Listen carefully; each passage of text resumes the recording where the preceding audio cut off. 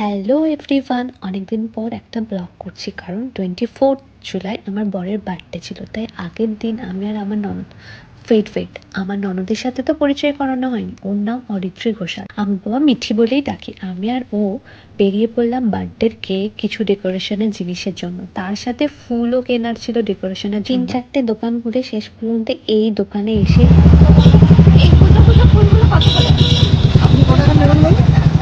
আমি 30 টাকার ফুল নিলাম। তারপর পাশে দেখি ঠাকুরের জিনিসপত্র কেনার একটা দোকান।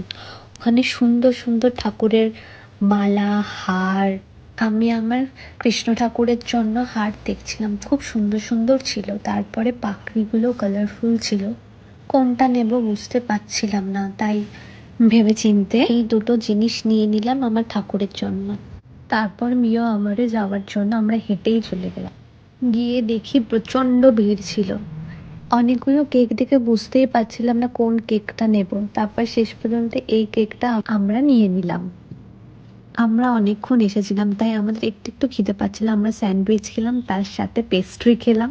আমি নিজে খেলাম, আবার ওকে খাইয়েও দিচ্ছিলাম। তারপর অনেকটা রাত হয়ে গেছিল, আমি আর ও বাড়ি ফিরছিলাম। ফিরে খেয়ে দিয়ে 12টার সময় সারপ্রাইজ থেকে সব কিছু রেডি করছিলাম মায়ের সাথে কথা বলতে বলতে। তারপর দেখি কারেন্টই চলে গেল। আমাদের অবস্থা দেখে আমরাই নিজেরাই বুঝতে পারছিলাম না কি করব। দুজনে মিলে রেডি করছিলাম কারেন্ট আসার আশায়, কিন্তু শেষ পর্যন্ত কারেন্টই এলো না।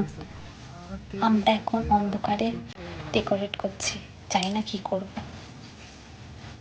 এখনই কারেন্টটা যেতে হলো, ডিসকাস্ট।